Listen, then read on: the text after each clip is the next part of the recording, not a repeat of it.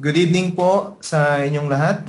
Ah, Isang malaking blessing uli para sa atin na tayo magkasama-sama ngayon sa oras na ito makapag-aaral ng salita ng Diyos. Kung inyo pong maalala, yung ating nakaraang pag-aaral ay tumutukoy sa humility o kapakumbabaan. At binibigyan din natin doon paano natin may papakita sa buhay na tayo nga ay tao na may kapakumbabaan. Let me repeat yung ating ilang statements doon sa ating lesson na nakaraan para maintindihan natin yung ating sinusundan ngayon. This is the lesson 2. Ang una kong tanong noon is, are you a humble person? Or am I a humble person? In the true sense of the word. What is humility? Ano ba ang kahulugan ng kapakumbabaan? How do you identify ang true humility sa false? And what is the difference between humility and insecurity? Ngayon, kung titingnan natin, sabi nga, humility means is a modest or low view of one's own importance that incorporates with the word humbleness, meekness, lack of pride, lack of vanity, servility, or service, and submissiveness. Ito yung kabaliktaran ng kayabangan o pride. Subalit, hindi lang basta humility, kasi mayroong false humility. Ang true humility ay nagpapakita ng maayos na relationship mo sa Diyos. Alam niyo yung sinabi ni Jesus Christ na love the Lord your God with all your heart, with all your soul, with all your mind, and with all your strength, and love your neighbor as you love yourself. So, doon pa lamang makikita mo, you cannot express humility sa kapwa mo kung hindi maayos ang relationship mo sa God. Yun yung ultimate noon. Ibig sabihin kasi, kung ang tao kasi may kapakumbabaan, una at higit sa lahat, kinikilala niya ang Diyos at ina-acknowledge niya ang Diyos at inahayaan niya ang Panginoon ang siyang manguna sa kanyang buhay. Naniniwala siya or nananampalataya siya rather na ang Panginoon na lumikha ng langit at lupa ang kanyang sinusundan. Napakahalaga ng pagpapakumbaba o kapakumbabaan upang makapasok sa kaharian ng Diyos. Yan po ay malinaw na ipinahayag sa Biblia. Buksan po natin sa may Mateo. Ulitin po natin, ha? Sabi sa Mateo, Kapitulo 5, Matthew chapter 5, basahin ko po sa inyo sa New King James Version. Ang ganito. Matthew chapter 5, verse 3. Blessed are the poor in spirit, for theirs is the kingdom of heaven. Diyan pala makikita ninyo na napakalinaw na dinidiin na imposibleng makapasok sa kaharian ng Diyos ang isang taong may kayabangan o mayabang. At ganun din sinasabi sa may Matthew chapter 18 verse 1 to 4 na kung gusto mong, sabi nga if you want to be great in God's kingdom, learn to be a servant, learn to be the servant of all. Pero kung gusto mong ikaw ibagsak o bumagsak, magpakayabang ka na. So, yun lang yung kabaliktaran nun. Sinasabi rito, sabi ni Jesus in verse 3 ng chapter 18 ng Matthew, assuredly I say to you, unless you are converted and become as little children, you will by no means enter the kingdom of heaven. Therefore, whoever humbles himself as this little child is the greatest in the kingdom of heaven. Why child? Kasi ang bata, sa aking pagkakaintindi, nung ako'y bata pa, simple lang ang aking gusto. Simple lang ang aking mga kahilingan. At kapag ako'y sinaway, kahit na minsan ay mabigat sa kalooban mo, agad kang sumusuko. Ang katangian ng bata ay pure and sincere. Kaya ganoon na lamang pa yung halimbawa. Ang pagpapakumbaba o kapakumbabaan is a character ng isang tao na merong pagkatakot sa Diyos. Pagkatakot, ibig sabihin ng pagkatakot ay pagsamba sa Diyos.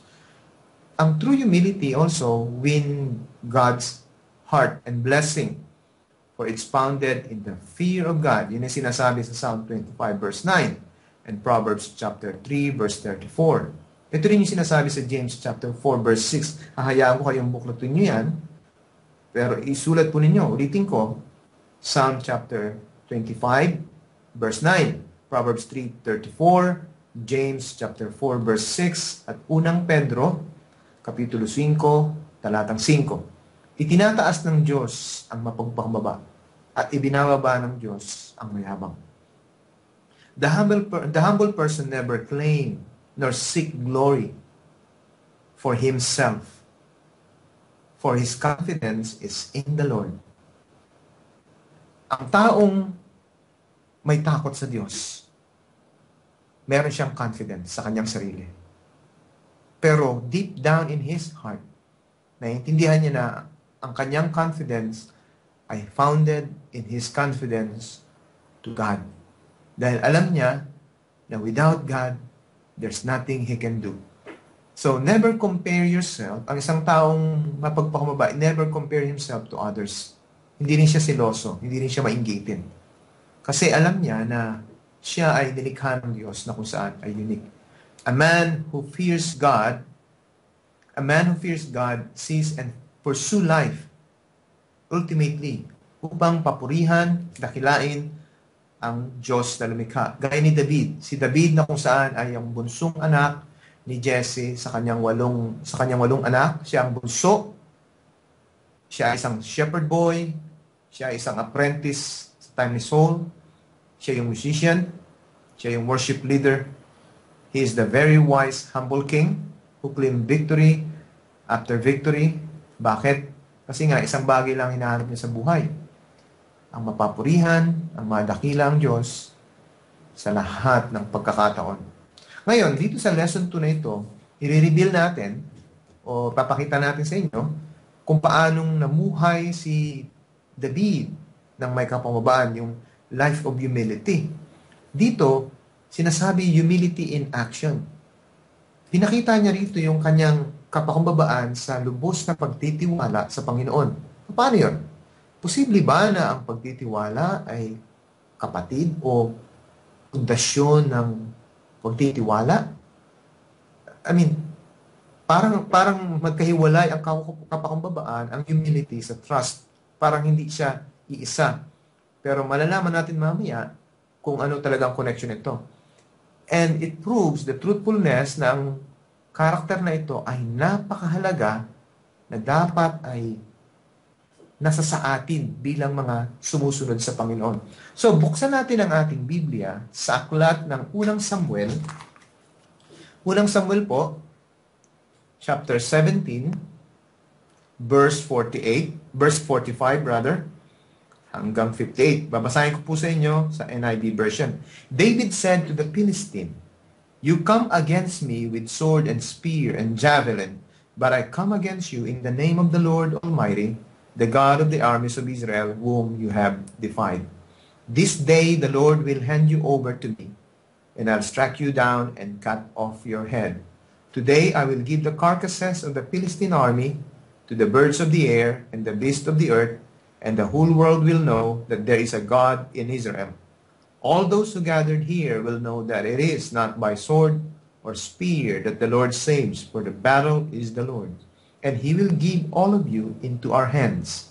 As the Philistines moved closer to attack him, David ran quickly toward the battle line to meet him. Reaching into his bag and taking out a stone, he slung it and struck the Philistine on the forehead. The stone sank into his forehead, and he fell face down on the ground. Verse 50. So David triumphed over the Philistine with a sling and a stone. Without a sword in his hand, he struck down the Philistine and killed him. David ran and stood over him. He took hold of the Philistine's sword and drew it from the scabbard. After he killed him, he cut off his head with the sword. When the Philistines saw that their hero was dead, they turned and ran. Then the men of Israel and Judah surged forward with a shout and pursued the Philistines to the entrance of Gath and to the gates of Ekron. Their dead were strewn along the Sha'araim road to Gath and Ekron. When the Israelites returned from chasing the Philistines, they plundered their camp. David took the Philistine's head and brought it to Jerusalem, and he put the Philistine's weapon in his own tent. As Saul watched David going out to meet the Philistine, he said to Abner, commander of the army, "Abner, whose son is that young man?" Abner replied, "As surely as you live, O king, I don't know." The king said, "Find out whose son this young man? As soon as David returned from killing the Philistine, Abner took him and brought him before Saul, with David still holding the Philistine's head. Whose son are you, young man? Saul asked him. David said, I am the son of your servant Jesse of Bethlehem. Tayo manalangin. O aming Ama na papagpala, pangusap kang patuloy sa amin o Diyos in a very personal way, Panginoon, sa pamamagitan ng iyong mga salita.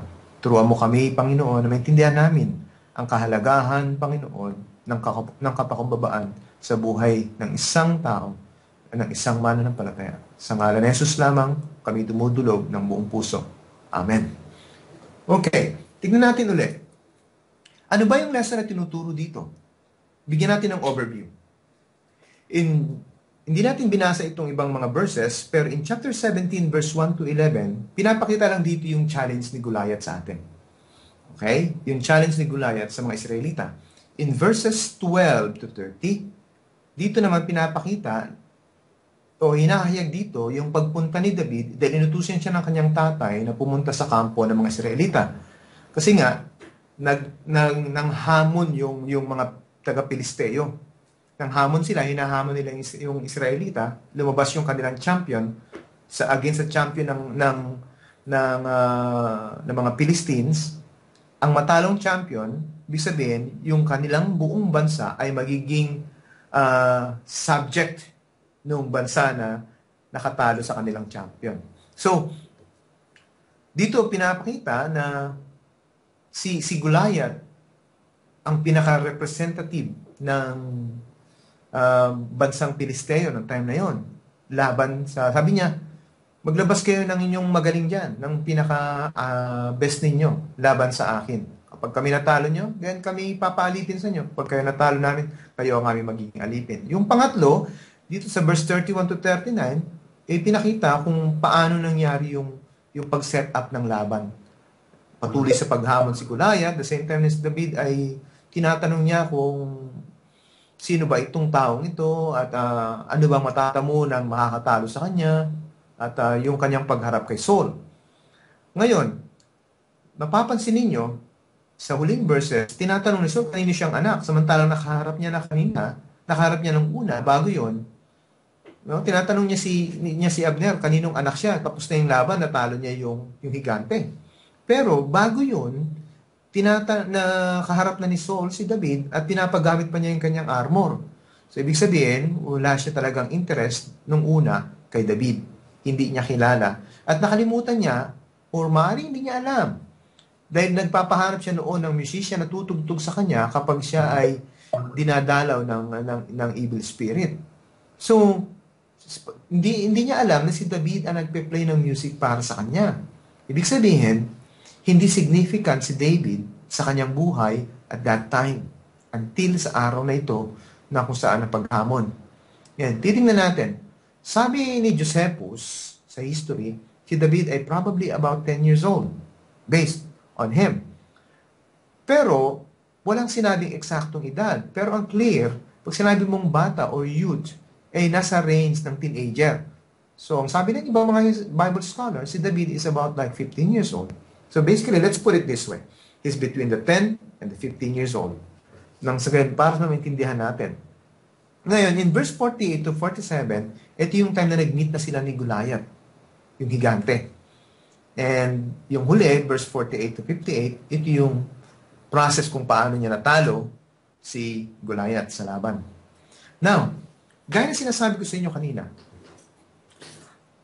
ang pagpapakumbaba, this humility in action, ay nagpapatunay na ikaw ay may tunay na pananampalataya at pagtitiwala sa Diyos. Magre-reflect kung talagang ikaw ay may kapakumbabaan dahil makikita kung gaano kalalim ang iyong pagtitiwala sa Diyos.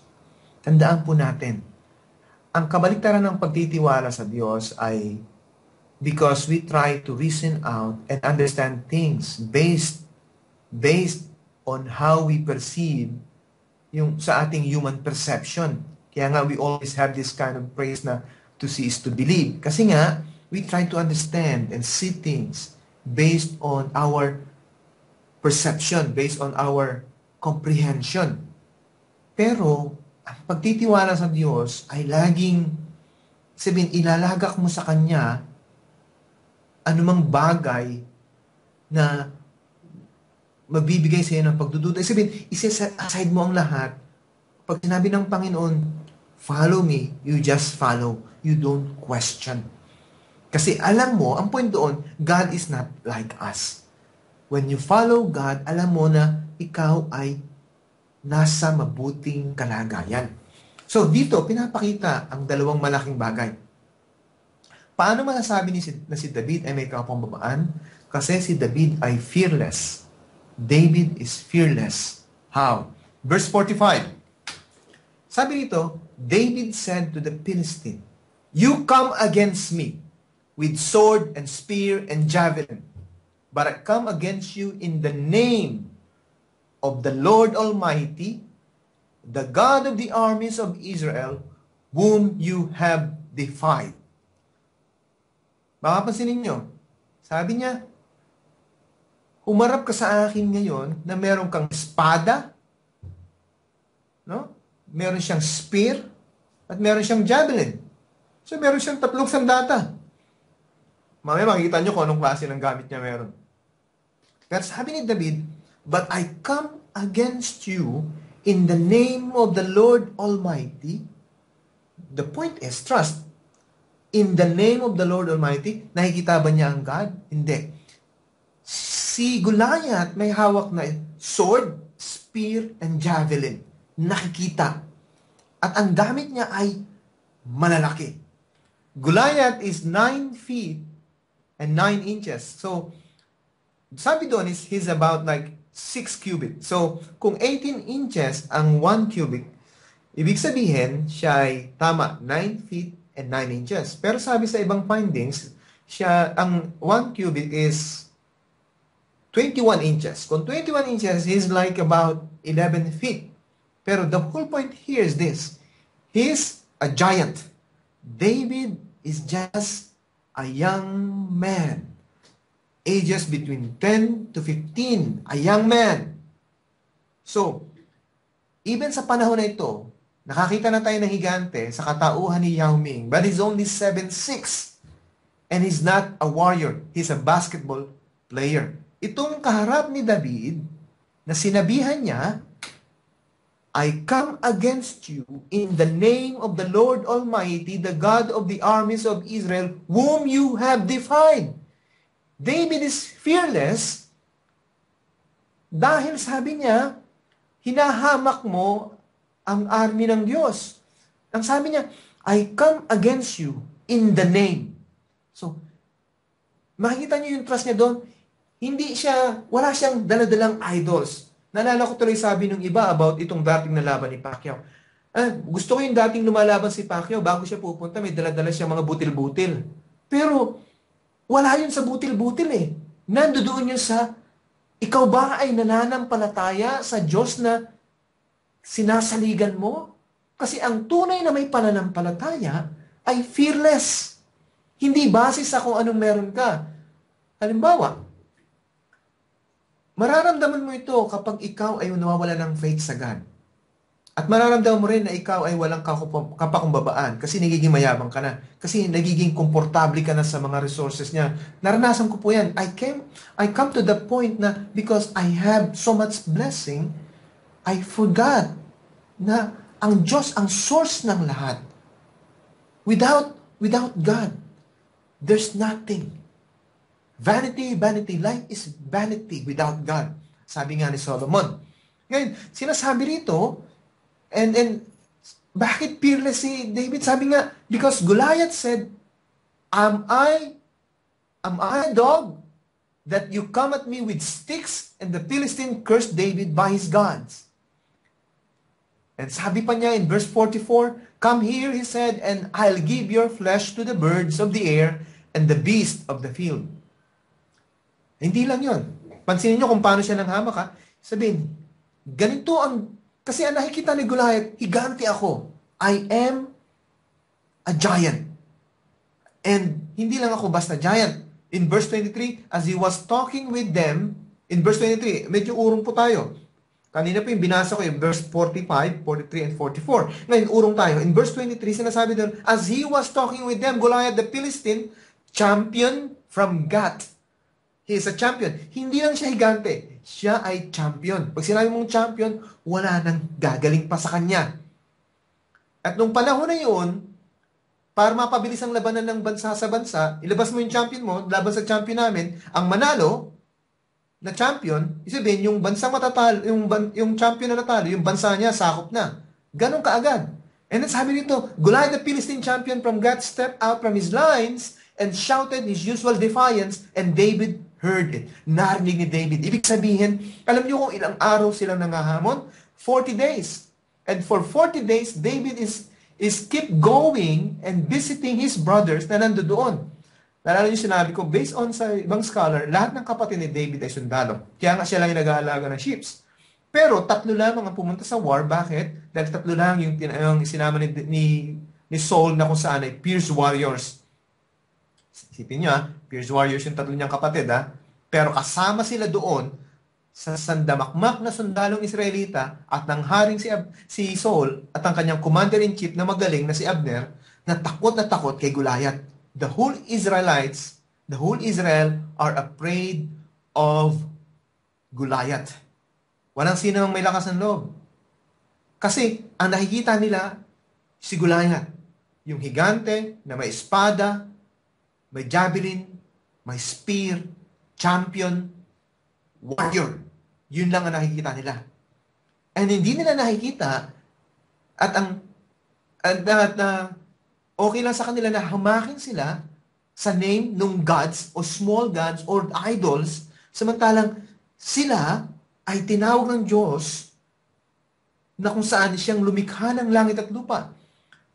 Ito yung Diyos na kung saan walang imahe, walang idol, walang mga rikutikos para i-represent siya because He is the God of heaven and earth, the Creator. So, He cannot be represented by things, or by pieces, or by diadems, or anything. Ngayon, when the Israelites saw the man, they all ran from him in great fear. Takot na takot sila. Naduwag sila. Why they're so fearful? Sabi ko nga kanina, dahil siya ay champion. A champion named Goliath who was from Gath. And siya ay almost 10 feet. And ang babigat pa rito, hindi lang siya basta 10 feet. He had a bronze helmet on his head and wore a coat of scale armor of bronze weighing 5,000 shekels. In verse 6, on his legs he wore bronze greaves. Alam niyo yung greaves, yun yung parang palangga sa binti. Okay? Yun po yung nilalagay sa binti. And sinasabi rito, his shield bearer went ahead of him. Goliath stood and shouted to the ranks of Israel, why do you come out and line up for battle? Am I not a Philistine? Kasi si Goliath, hindi talaga siya Pilisteo. Nanirahan lang siya doon. Okay? Pero siya ay kinupkup ng mga Pilisteo dahil gusto nilang makuha ang lupa ng Israel. Am I not a Philistine, and are you not the servants of Saul? Choose a man and have him come down to me. If he is able to fight and kill me, we will become your subjects. But if I overcome him and kill him, you will become our subjects and serve us. Then the Philistine said, this day I defy the ranks of Israel. Give me a man and let us fight each other. On hearing the Philistines' words, Saul and all the Israelites were dismayed and terrified. Alam niyo yung word na dismayed and terrified na binanggit dito? Dismayed, they were embarrassed. Kasi tingin nila wala silang, kasi nakikita lang nila, talagang hindi sila mananalo kasi nakikita nila yung kanilang sarili. And then yung kalaban. But they are not fighting the battle in the name of God. They are not fighting the battle. Hindi sila lumalaban na inaalaw ang God. So, they are fighting the battle because flesh to flesh. So, yun yung labanan. And terrified. Sa translation, ito ay trembling in fear. Nanginginig sa takot. So, for 40 days, he's challenging them, but no one among them faced him, for they are all afraid. Even Saul's commander. And even Saul. Abner is the commander-in-chief and a great warrior. but he's also afraid. Why? Alam niyo kung bakit? Kasi hindi lang siya 9 feet and 9 inches tall. He's a giant. He's big. Why big? And he's a champion. Why big? Because meron siyang bronze helmet. Mabigat yung bronze helmet. Pangalawa, yung scale armor niya, yung tinatawag na baluti, alam niyo kung anong bigat. Pag kinonvert natin sa pounds, 125 pounds. Kasing bigat na ito ng isang pangkaraniwang tao. Alam niyo yun? Ito yung greaves niya, hindi in-explain doon, pero mabigat din yan kasi mostly bronze yan eh. And then yung javelin, meron pa siyang spear, meron pa siyang espada, meron pa siyang shield. Yung spear lang, yung pinaka-point lang ng spear is 15 pounds. So, yun pa lang. Yung ginagamit sa dumbbell na 15 pounds, yun pa lang.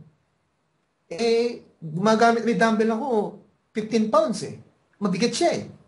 So, ibig sabihin, si Saul is about like 7 feet. And nakita niya ito, siya mismo ay takot. Alam naman natin, medyo may danda si Saul at time na ito, but the whole point is not about the age. Because David is a young man. And he's not a warrior. He's a shepherd boy at this point. And this shepherd boy saying to Saul, ang Diyos ko ang nagbibigay sa akin ng lakas. Kaya natatalo niya yung leon, ang oso na pwedeng manakit sa kanyang mga alagang tupa. Kasi lalabanan niya ang higanting ito sa pangalan ng Diyos. So, makikita natin dito, David is fearless because he trusts God so much all of his life. Na every battle na kinakaharap niya, hindi niya tinitingnan yung sitwasyon. Hindi niya tinitingnan, tinitingnan niya in a sense na inaaral niya yung sitwasyon. Inaaral niya yung kanyang kalaban at kung paano niya isosolve. But, ang kanyang ultimate trust on solving things and facing the giants ay in the name of God. Sabi niya, I will face you. I am coming against you in the name of the Lord Almighty. The Lord Almighty means the sovereign God. Do you have this kind of fear? Kung meron kang ganitong fear, di ibig sabihin wala kang ganitong trust. Kung meron kang faith na kagaya ng ganito kay David, wala kang dapat ikatakot. Lahat tayo dumadaan sa mga sitwasyon na minsan mabigat, mahirap, at nakakatakot. Minsan dilim. Pero sabi nga ni David sa Psalm 23, the Lord is my shepherd and I shall not be want. He makes me lie down in green pastures and He leads me to quiet waters. Even though I walk through the valley of the shadow of death, I shall fear no evil. Why? Kasi sabi niya, ako ay lumalaban sa iyo sa ngalan ng Diyos. Ibig sabihin, the Lord is my banner. So dito makikita natin, David faced Goliath. Una, David is fearless. Pangalawa, David faced Goliath in God's banner. Verse 45, David said to the Philistine, you come against me with sword and spear and javelin, but I come against you in the name of the Lord Almighty. So, una, David is fearless. Pangalawa, David faced Goliath in God's banner, na kung saan, una, in the name of the Lord Almighty, meaning for God's honor.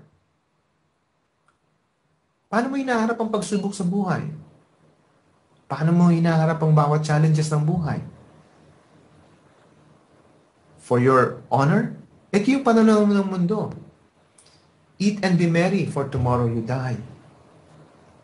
Ang tao para bang, may tinanong na ako minsan bakit ba nabubuhay ang tao?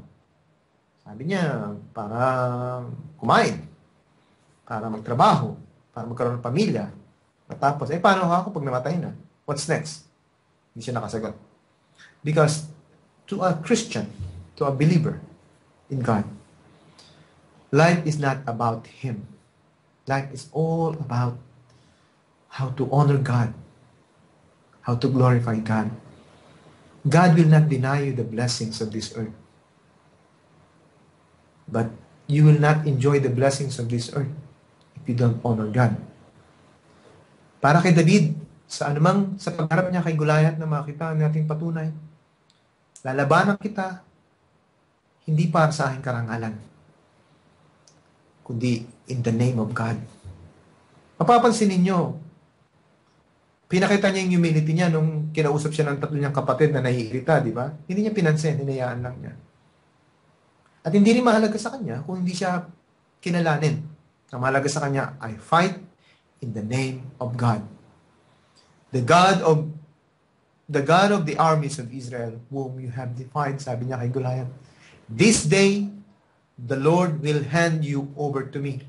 So, dahil si David ay fearless, dahil kapag ka-fearless ka, ibig sabihin, lubos-lubos ang pagtitiwala mo. I come against you in the name of God. Sabihin, kasama ko ang Diyos. Kung kasama ko ang Diyos, and I honor Him, kaya nga, whatever you do, whether you eat or drink, you do it all for the glory of God. And then when you do that, then God gives you victory. That's what happened to David on that day. Alam niyo bakit si Saul hindi siya pinigilan? Bakit hindi siya pinigilan ni Saul labanan si Goliath? Sa tingin niyo naniniwala si Saul kay David nung time na yan? Hindi siya naniniwala. Hindi niya nga maalala pangalan ng bata. Hindi niya nga alam kung kaninong lahi galing to eh. Hindi siya naniniwalang matatalo ni David si Goliath. Kasi ang point doon, kaya hinayaan niya si David sumugod. At least, natalo man ang Israel, hindi sila nakakahiya. Hindi naman army yung nakalaban ni Goliath eh. Hindi rin naman warrior yung kalaban ni Goliath. A shepherd boy. Di ba? Kaya ganon niya pinasusugod si David. Pero the whole point here is, David seeing things not in that way. Same thing sa buhay mo. Sometimes, when you're facing giants in your life, whatever giant it is, people don't believe in you na pwede ka magtagumpay. They don't believe na magtatagumpay ka. But if you believe in God, if you believe in Jesus as your Lord and Savior, if you believe in Him, the Good Shepherd, if you believe in Him, the living water, if you believe in Jesus as your personal King and Master, if you submit yourself to Him, accepted Him as Lord and Savior ng buhay mo ngayong araw na to, ngayong oras na to, ito ang sisiguraduhin ko sa inyo. Kahit dumaan ka sa maraming pagsubok, hindi ko mo pag nakilala mo na ang Diyos, wala nang pagsubok, daraan ka sa pagsubok. But, even though you're facing giants in life, God will never leave you, nor forsake you. You are fighting the giants of life because you honor Him. You are not fighting this life for your honor. You are fighting this life for His honor. And then God will bring you victory upon victory because you trusted Him. And since you trusted Him, you humbly bow down, and that reflects that you are humble and you have humility in your heart. Nevertheless, kung anong tingin ng tao sa iyo, hindi mahalaga kung how people perceive you. Mahalaga, una, higit sa lahat, kung anong iniisip at sasabihin ng Diyos para sa iyo. Pag iniisip mo kung ano yung makapagbibigay puri sa Panginoon, hindi mo mamamalayan na yung buhay mo nagiging blessing sa iba because you follow His will. Pero pag iniisip mo yung sasabihin ng iba, babantayan mo yung sarili mo, and then you're falling into more mistakes in life. Now, makikita natin dito, sinasabi dito, God gives victory in verse 46. And sabi niya, I'll strike you down. Bakit ganun siya confident? Sinasabi niya, face to face kay Goliath. Kasi sabi niya, nilalabanan kita sa ngalan ng Diyos. I am fighting you in God's banner, in the name of the Lord Almighty, for God's honor. Second, God will give me victory. And third, this battle, your battle, whatever giant you're facing right now, is of the Lord. The battle is the Lord's battle, not yours. Kapag ang challenges ng buhay, tinitingnan mo sa pananaw mo, at tinitingnan mo ikaw itong lumalaban, hindi ka magtatagumpay. Mapapagod ka. Pero kung pinagkakatiwala mo ang sarili mo sa Panginoon, You have an unshakable faith. Honestly, walang makakatalo sa'yo. Walang makakaduhagi sa'yo. Because God is with you. Sabi nga sa Romans 8:31, if God is for us, who can be against us? How I wish I have enough time to tell you more. But the whole point is, I experienced in life, I came to the point that the lowest ebb of my Christian life, I experienced worst. But I said into my heart, and I sing this wonderful hymn. Kinakanta ko itong hymn na ito, all the way my Savior leads me, what have I to ask beside? Can I doubt His tender mercy, who through life has been my guide? Heavenly peace, divinest comfort, here by faith in Him to dwell. For I know what here befall me, Jesus doeth all things well.